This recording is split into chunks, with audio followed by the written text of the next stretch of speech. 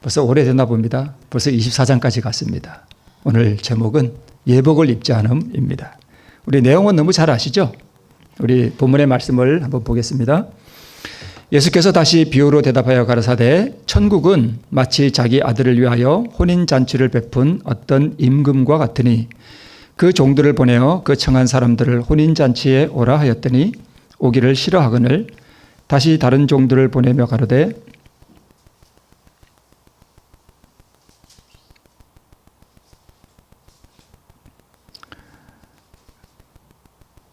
청한 사람들에게 이르기를 내가 오찬을 준비하되 나의 소와 살찐 짐승을 잡고 모든 것을 갖추었으니 혼인잔치에 오소서 하라 하였더니 저희가 돌아보지도 않고 하나는 자기 밭으로 하나는 자기 상업차로 가고 그 남은 자들은 종들을 잡아 능욕하고 죽이니 임금이 노하여 군대를 보내어 그 살인한 자들을 진멸하고 그 동네를 불사르고 이에 종들에게 이르되 혼인잔치는 예비되었으나 청한 사람들은 합당치 아니하니 사거리 길에 가서 사람을 만나는 대로 혼인잔치에 청하여 오너라 한데 종들이 길에 나가 악한 자나 선한 자나 만나는 대로 모두 데려오니 혼인잔치에 손이 가득한지라. 임금이 손을 보러 들어올새 거기서 예복을 입지 않은 한 사람을 보고 가로되 친구여 어찌하여 예복을 입지 않고 여기 들어왔느냐 하니 저가 유구무원이오늘 임금이 사환들에게 말하되 그 수족을 결박하여 바깥 어둠에 내어던지라. 거기서 슬피 울며 이를 갈미 있으리라 하시니라. 자, 우리 다른 내용을 설교할 때 이 부분도 한번 다 다루었던 부분이라 우리 오늘은 그냥 간략하게 좀 보고 그 금요 예배이기도 하니까 넘어가도록 하겠습니다. 자, 이게 지금 뭐 하는 그림이죠? 네, 혼인하는 그림입니다. 이제 옛날 방식이죠. 신랑 신부가 이제 병풍 앞에 이렇게 지금 서 있습니다. 자, 오늘 본문에 있는 내용이 이제 무슨 잔치가 벌어졌는데 무슨 잔치래요? 네, 혼인잔치예요. 자, 그러면 혼인잔치면 누군가 둘이 뭐 했다는 얘기예요? 혼인을 했다는 얘기예요. 그러면 누구와 누가 혼인했냐 이거예요. 우리 맨날 이제 혼인잔치라 그러니까 그냥 그런가 보다 하지 말고 누가 결혼했지? 이것 좀 한번 생각해 보고 가야 되지 않겠어요? 그죠? 네. 자, 누구와 누가 결혼했을까? 누가 신랑이고 누가 신부일까? 네. 여기서 말하는 이 혼인은 누구와 누가 결혼한 혼인인가 하면 예수님의 신성과 예수님의 인성이 혼인한 거예요. 그 혼인이에요. 물론 이제 다른 혼인잔치도 있는데 그건 조금 이따 보고요. 여기서 말하는 이 혼인이라고 하는 것은 인성과 신성이 뭐 한 거예요? 하나로 연합한 거예요. 자, 우리 결혼을 하면 남자와 여자가 각각 인격이 있고 각각 개체가 있고 그렇지만 둘이 하나로 뭐 하는 거예요? 연합하는 거죠. 하나가 되는 거죠. 이거 바로 혼인인데 여기서 이 혼인잔치에서 이 혼인은 예수님의 성육신을 말해요. 이게 혼인이에요. 이제 성서적인 어떤 그런 이 복음의 원리로 보면 여자는 뭐고요? 인성을 나타내고 남자는 신성을 나타내요. 그래서 이 신성과 인성이 지금 혼인하는 것입니다. 자, 남자와 여자가 혼인을 해서 이제 하나가 되는 그런 것인데 신성과 인성이 하나 되신 그리스도. 그래서 예수님이 그 신성이 예수님의 이 육체로 나타나는 이 인성이 있잖아. 우리 눈에 보이는 이 인성 안에 예수님의 신성이 뭐해진 거예요? 감추어져 있었습니다. 그래서 이렇게 남자와 여자가 지금 둘이 있는데 신성과 인성이 하나로 연합되어서 신성은 뭐해지고요? 감추어지고 뭐만 나타났어요? 인성만 나타났는데 예수님이 이 인성을 가지고 성육신한 상태로 이 땅에서 봉사하실 때 가끔 예수님의 신성이 인성을 통하여 번쩍였다 이렇게 우리가 시대소망에 그렇게 표현하고 있습니다. 그리고 또 하나의 혼인이 있는데 그게 뭐냐면 아까는 예수님의 신성과 인성이 하나로 연합한 거잖아요. 근데 이번에는 뭐냐 하면 예수님과 누가 연합하는 거예요? 나하고 연합하는 거예요. 물론 이제 계시록에 보면 예수님의 또 그리고 열처녀의 비유에 보면 신랑인 예수님과 우리는 신부예요, 아니에요? 거기 보면 우리는 신부가 아니에요. 근데 우리는 이제 그냥 열처녀라 표현되어 있거든요. 그런데 예수님하고 우리가 남편과 아내가 아니다라고 말하면 또 안 돼요. 네. 우리가 예수님의 아내이기도 해요. 그죠? 그래서 또 하나의 인성을, 혼인을 나타내는 건 뭐냐 하면 예수님이 나하고 누가요? 예수님이 연합하는 거예요. 아까는 성육신. 그러니까 성육신이 한자로 뭐냐 하면 이룰 성자 육신이에요. 그러니까 육신을 이루었다 이거예요. 그러면 예수님이 인간이 되셨는데 이번에는 내가 어디에 참여하는 거예요? 신성에 참여하는 거예요. 하나가 됐으니까. 그죠?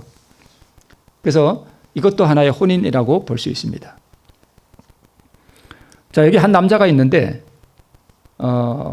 만약에 저 사람이 신성과 하나 된 실로 거듭난 사람이라면 우리 눈에 보이는 저 남자의 속에 뭐가 감추어져 있어요?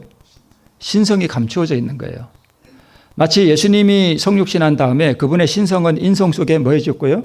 감추어져 있듯이 우리가 예수님과 결혼할 때도 똑같습니다. 그래서 인성 속에 그분의 신성이 감추어지는 것입니다. 그 다음에 혼인을 하면 또 뭐가 나타나죠? 아기가 나오죠. 당연히. 그래서 여자가 남자의 씨를 받죠. 그래서 남자의 씨를 생산해내요. 이게 복음의 원리예요. 여성의 어떤 인권을 너무 강조하는 분들은 이걸 듣고 좀 기분 나빠할 수도 있는데 이게 이 세상의 원리이기도 하고 복음의 원리예요. 우리나라는 안 그런데 외국에는 결혼을 하면 여자가 누구의 성을 따라가요? 남자의 성을 따라가요. 우리 배정윤 장로님, 우리 박영식 집사님 이렇게 부르잖아요. 원래는 우리 박영식 집사님이 배영숙 집사님이 되는 거예요. 그게 성서적이에요. 외국에는 거의 다 그래요. 결혼하면 남자의 성을 따라가요. 그래서 이제 우리나라 사람들이 가끔 그런데요. 외국의 공항에 가서 여권을 보고 놀랜대요. 당신 부부 맞느냐 그런데요. 왜 성이 다르냐 이거예요. 외국 공항에 왜 당신 부인하고 당신하고 성이 왜 다르냐 이거예요. 같아야 되는데. 그러니까 우리나라는 안 그래요. 오히려. 네. 그렇습니다. 그러니까 사실 그것도 어떻게 보면 성서적이에요. 우리가 결혼하면 누구의 성을 따라가요? 우리 예수님의 성을 따라가야 되잖아요. 그죠? 그분의 씨를 받았으니까. 네. 그런 것도 있습니다.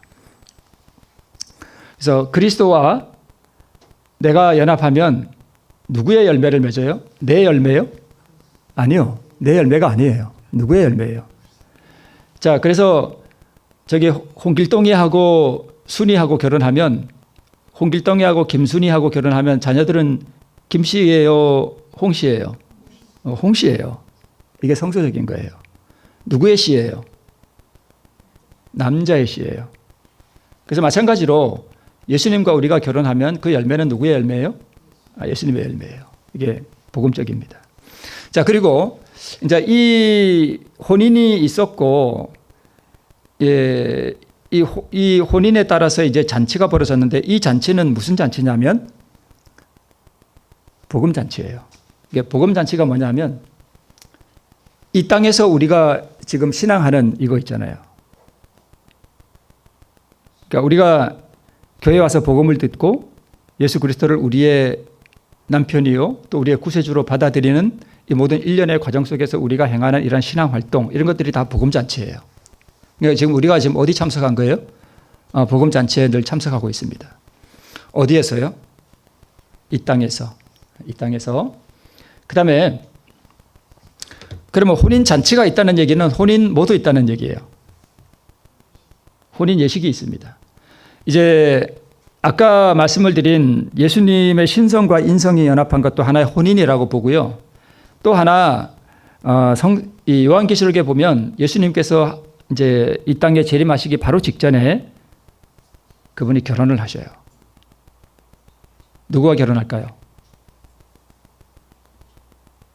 하늘 예루살렘 성과 결혼한다고 되어 있습니다. 그 하늘 예루살렘 성이 신부라고 표현되어 있어요. 자, 그리고 이제 우리가 하늘에 가면 그때 진짜 또 뭐가 있어요? 혼인잔치가 있어요.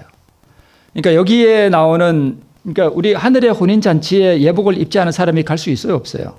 갈 수 없죠.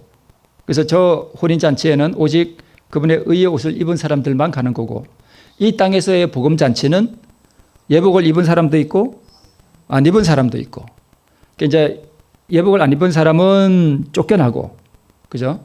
네. 그래서 여기에 나오는 이 잔치는 복음잔치라는 거, 하늘에 가서 하는 잔치가 아니고. 자, 그런데 이제 이 혼인을 위해서 혼인 잔치를 하면 누가 와야 돼요? 하객들이 와야 되잖아요. 그 하객들을 불렀어요.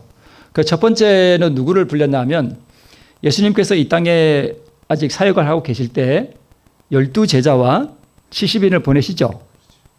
그죠? 그 복음서에 기록되어 있잖아요. 그게 첫 번째 초청으로 이렇게 되어 있고요. 근데 사람들이 받아요, 안 받아요? 잘 안 받아요. 잘 안 받아요.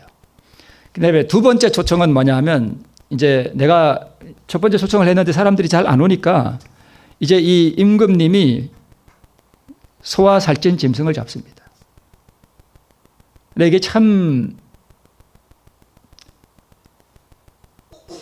이 임금이 하객들을 위해서 소와 살찐 짐승을 잡았는데, 실제로 이 소와 살찐 짐승이 누굴까요?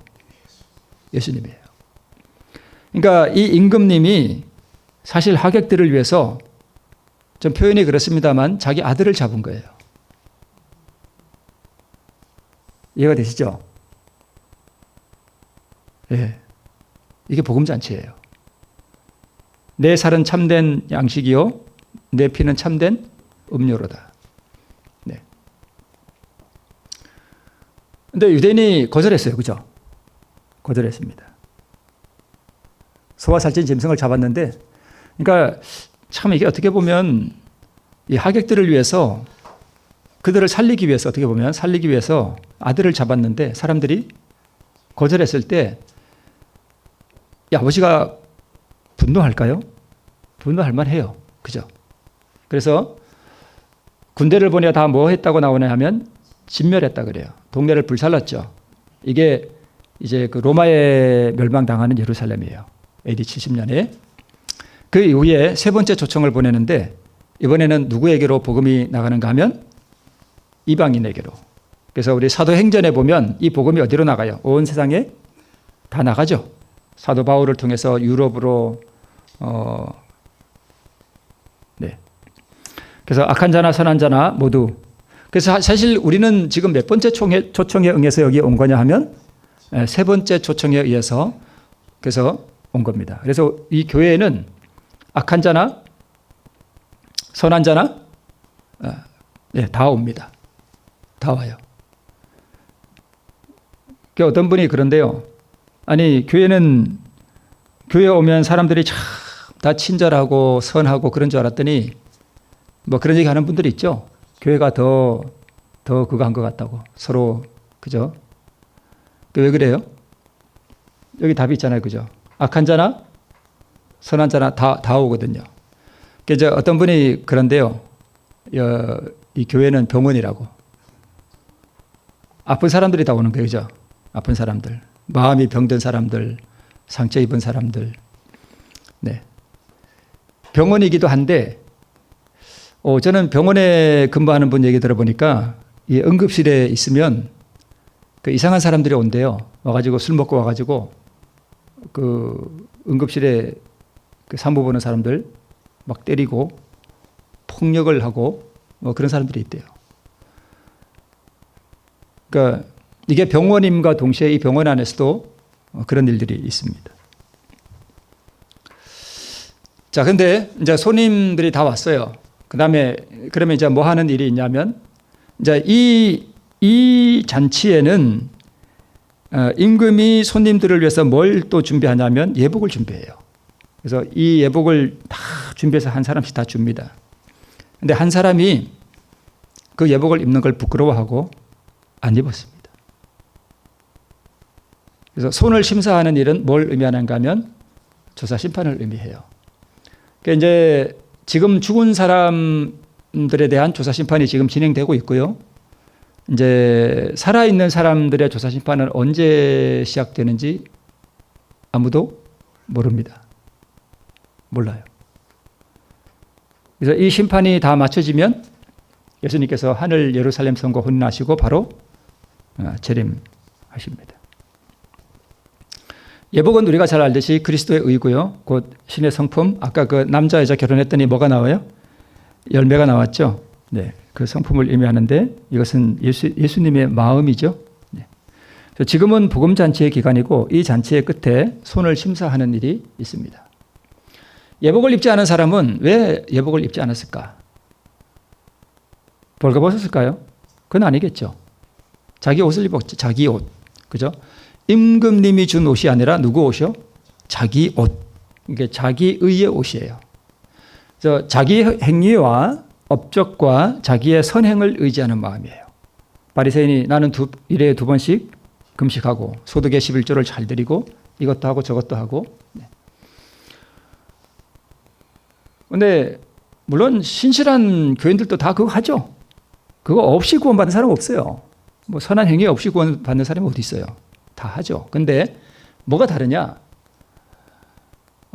자기의 옷을 입은 사람은 그 선행을 뭘로 여기는 자기 공로와 자기 의로 여긴다는 것입니다. 그리고 자기 의의 옷을 입었다는 뜻은 뭐냐 하면 다른 사람을 뭐예요? 멸시하고 용서하는 마음이 없고 사랑이 없어요. 이게 자기 옷이에요.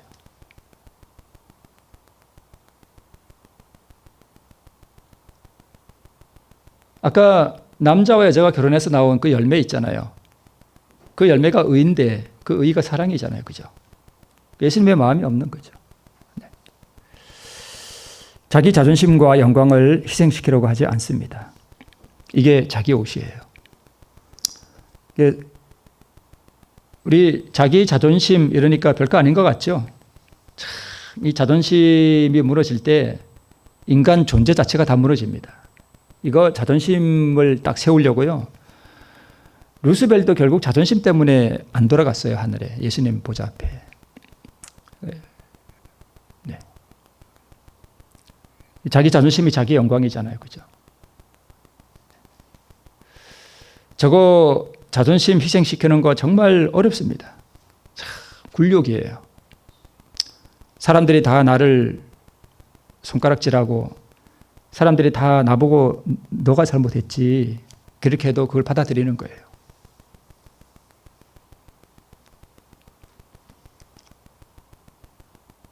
이제 나를 희생시키는 거죠.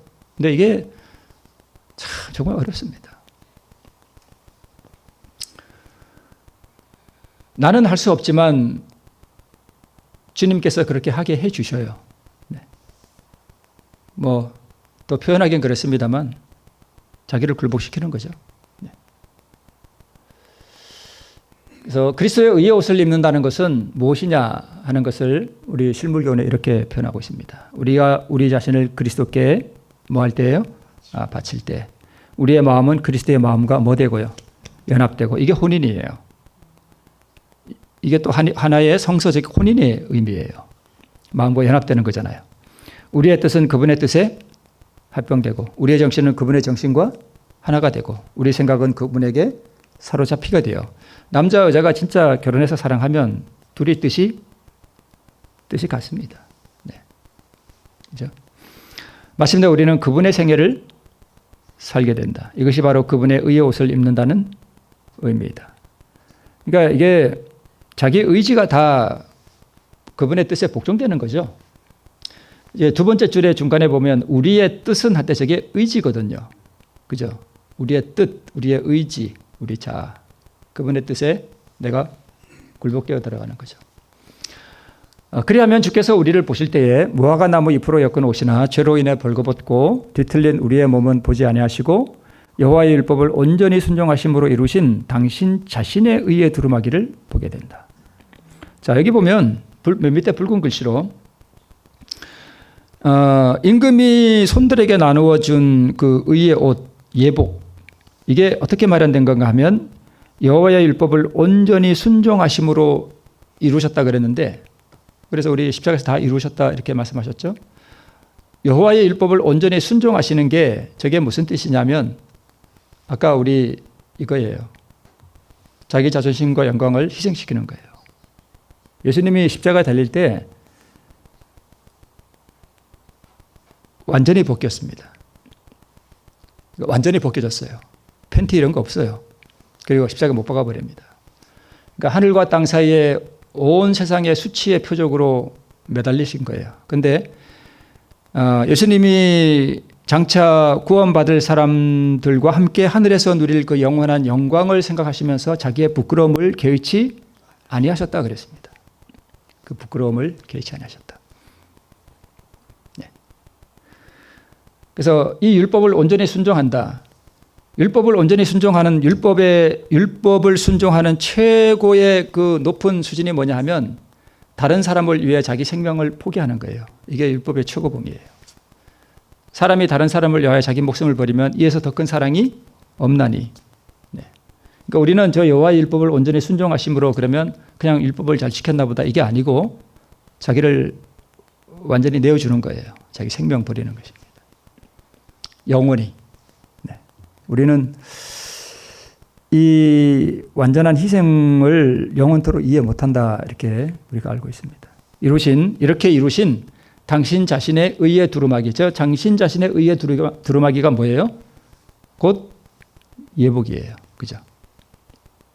그 의의 두루마기를 봐야 되는데 어떤 사람이 이 의의 두루마기가 없이 뭘 입고 온 거예요? 자기 옷을 입고 온 거예요. 네. 그래서 사단은 사람이 하나님의 계명을 지킬 수 없다고 주장한다. 우리 자신의 힘으로는 계명을 지킬 수 없는 것이 사실이에요. 그러나 그리스도께서 사람의 형상을 취하시고 이 땅에 오셔서 당신의 완전한 무엇을 통해요? 순종을 통해서 신성과 인성이 연합될 때 하나님의 모든 법도를 지킬 수 있다는 것을 증명하셨다. 우리도 그래서 우리 인성 안에 신성이 오면 우리가 하나님의 법도를 지킬 수 있다는 말인데, 사실은 내 인성 안에 그분의 신성이, 즉 그분의 의가 들어와서 내가 그 의를 가지고 율법을 지킨다라는 표현보다는 그 의 자체가 이미 율법을 다 지킨 의예요. 그죠? 그래가지고 내가 뭘 또 하는 게 아니라 그 의를 내가 받으면 아버지께서 나를 보실 때 율법을 지켰다라고 하시고, 네. 그러시죠. 오늘날 많은 사람들의 상태는 진정한 회개를 전혀 모르고요. 자아가 굴복된 적이 없고요. 품고 있는 죄가 정복되지 못했고 품성의 변화의 필요를 느끼지 못하고 또 자신이 꽤 선하다고 생각한다고 합니다. 이런 사람들은 말씀을 뭐만 하는 사람들이에요? 듣기만 하는 자들이고 말씀의 판단자요 선생이 되어 있습니다. 그러니까 무엇이 옳고 틀렸고 뭐 이런 건 잘하는데 자기가 정말 하나님 앞에 변화되어야 할 그 필요를 느끼지 못한다 이렇게. 주님께서는 끊임없이 우리에게 더욱 큰 빛을 우리에게 나누어 주셨는데, 사실 옛날 우리 구약 성경에 보면 이 사람들은 구약엔 성경이 없었죠. 그죠? 옛날 분들, 고대 우리 그리스도인들. 그 다음에 신약의 예수님 당시만 해도 신약 성경이 없었어요. 그죠? 근데 우리는 구약도 가지고 있고 신약도 가지고 있고, 특별히 우리 재림교회는 거기다가 더해서 또 뭣도 가지고 있어요. 예리신도 가지고 있어요. 그러니까 참 이 밝은 빛 가운데서 우리가 살아가고 있는데, 그죠?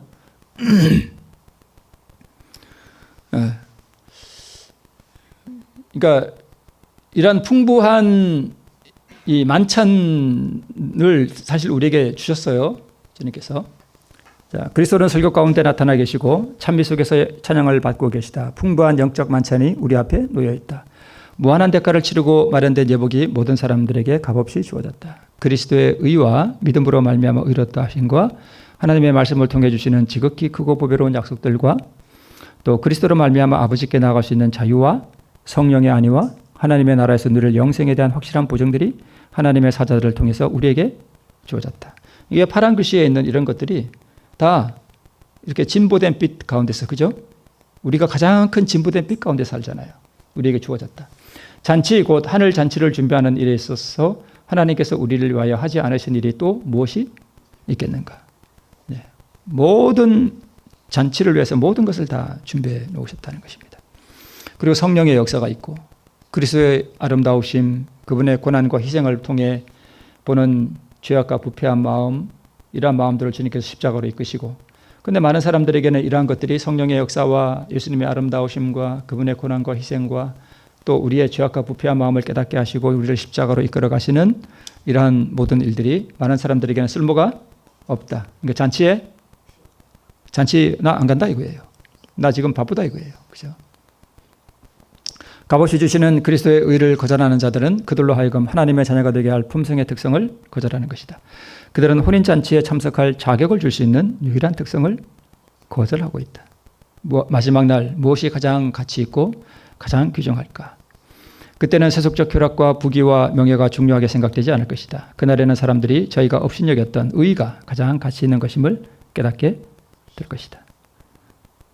제가 맨날 믿음의 의 그거 한다고 해서 이게 의 가져오는 거 아니에요. 그냥 실물 교훈에 예복을 입지 않음에 다 있는 말씀들을 제가 지금 가져온 거예요. 계속 의에 대한 얘기가 나오잖아요.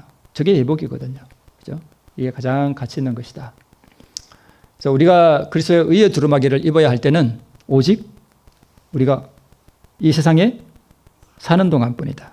그러니까 이 세상에 사는 동안에 우리에게 무슨 잔치가 주어지는가 하면 아까 말씀드렸던 그 혼인잔치, 복음잔치가 지금 우리에게 주어지고 있는데 이 기간이 끝나기 전에 우리 하나님께서 우리에게 이 영원한 예복을, 가장 가치 있는 예복을 입으라고 초청하고 계십니다. 어떻게 입는지에 대해서는 우리 많이 말씀을 나누었죠. 네.